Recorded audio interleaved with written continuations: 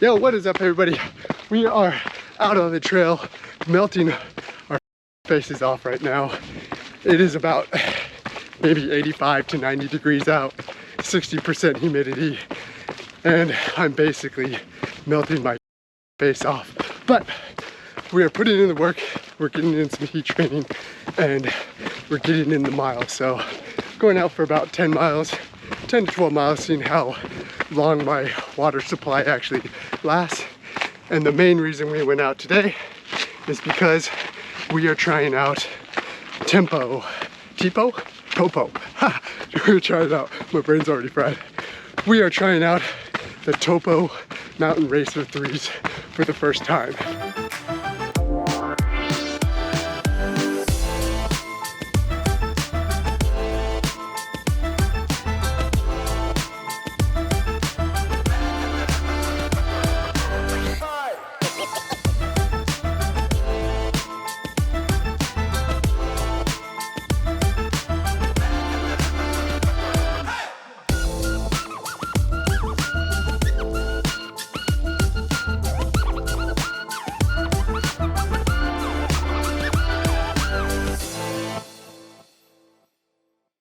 So on my last video, I was checking out the Tecton X2s, and when I returned those for a bigger size, I also found a deal for the Topo MTN 3s. So I decided to give them a shot also.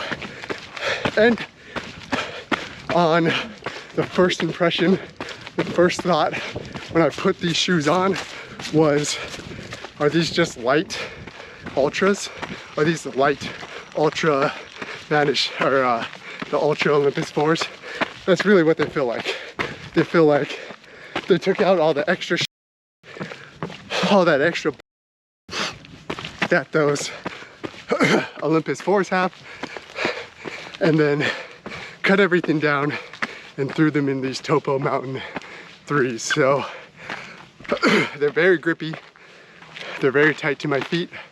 They have a very, very wide toe box, but from the initial feels, it does seem like the middle of your foot, the arch of your foot, it's a lot tighter than the Ultras. So it has this like tight heel, tight center of the foot, midfoot, and then a really wide toe box that you would find similar to the original width of Ultra shoes. So if you have weird feet like I do, which are like rectangles or basically backwards triangles, these shoes will probably work really well for you. I mean, going from those Tecton X2s that were cramping the shit out of my feet, and the Ultras, which I absolutely love the extra room, these might be some of the best out of the box feeling shoes that I felt since I put on the Vanish Tempos from Ultra. So I'm really liking the fit and the feel. Doesn't seem like there's much of a break-in feel, like there's no sharp edges or anything jabbing me in these first couple miles. I'm on like mile 5.5, about 730 feet of elevation gain. I forgot my Garmin watch, so I'm tracking on my phone, which is a little finicky, but we got some good climbs in, got some good declines, and they're performing really, really well. I'm not getting the snappy feel that you get from like the Tecton X2s, but they're also not like a dead response, like a real flat dead response that you get with like the Olympus 4s and some of the other Ultra shoes, or some of the other like more trail focused shoes. These they feel like they have just enough bounce to not overwork your legs or make you run too fast, and enough cushion to actually protect your feet for a longer mileage. Now I'll have to test that out, of course, just because I'm only about 6 miles in once again, but from what I'm feeling, man, these are awesome. I mean, just the grip alone, I dare to say, this is probably one of the grippiest shoes that I've ran in a very long time. Way grippier than the Olympus 4s. Not way grippier, but quite a bit grippier than the Tecton X2s. And well, I mean, I've been running kind of in those Vantage tempos on this trail, and there's no comparison. I mean, this is a proper trail shoe, and I've been running in dry, wet, and muddy terrain on this run, and I've had no slipping. I've had no issues with the actual grip on the shoe, so very, very, very impressed with the grip of these shoes. They also give you quite a good ground fill, even though it does have a higher stack than most minimalist shoes or any other crazy low stack shoes. But on very sharp rocks or sharp roots, you can start feeling them hit your feet. So if you have very sensitive feet, that is something that I'd probably be aware of if you're running in these Topo Mountain 3s. Other than that, let's get a little bit further down the road and I can give you a little bit better impression on these shoes. And if you can tell by how I'm breathing, and as you can see all the sweat jumping off of me, I'm putting these shoes to fucking work. We're not just going out for a casual little run. We're climbing, we're melting, we're burning. So we're gonna see how these shoes actually perform. All right, so let's go, let's get it.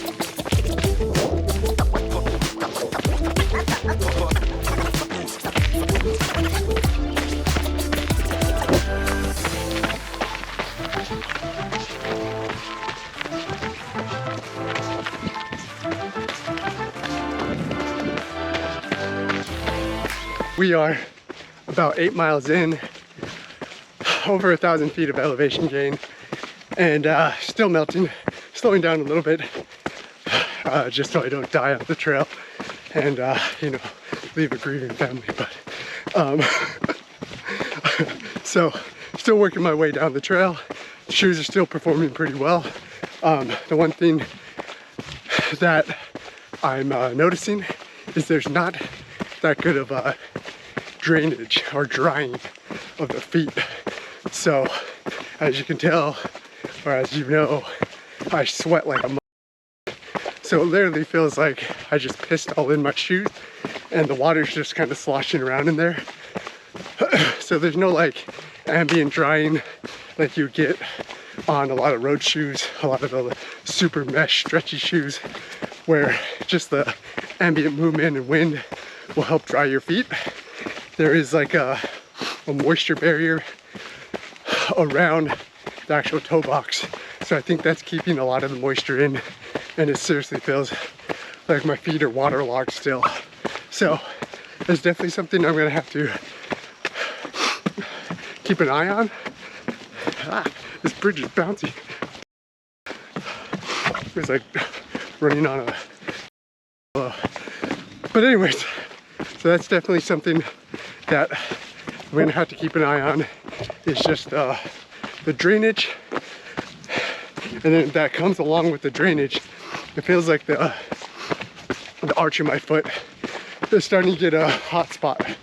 So I'm gonna have to watch that, just because once again, I'm used to ultras, the zero drop with not a lot of arch support or anything. So you can definitely feel the arch support in these shoes.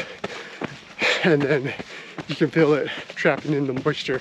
So those are two definite things that I'm gonna have to really keep an eye on if I'm gonna use these in future ultra marathons.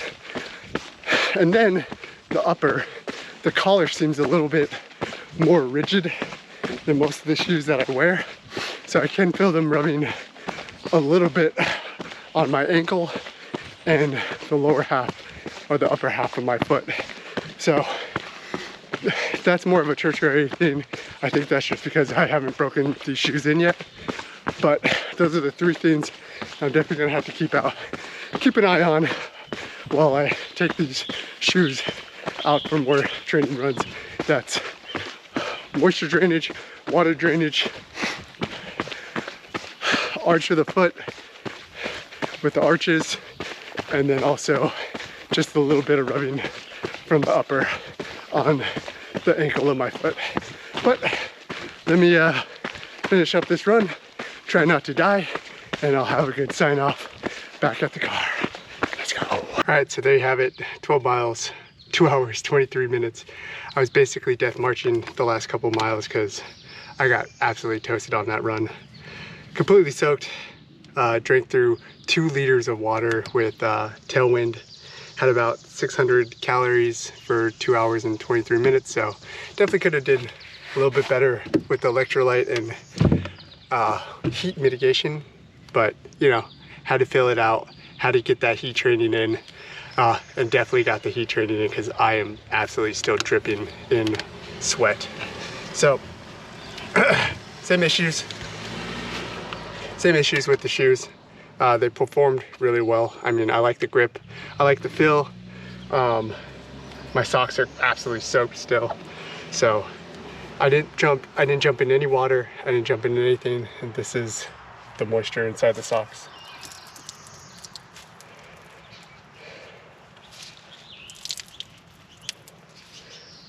So I don't know how good of an indication of like ambient drying that actually is. I know with like the road shoes and everything like that, they wouldn't retain that much moisture.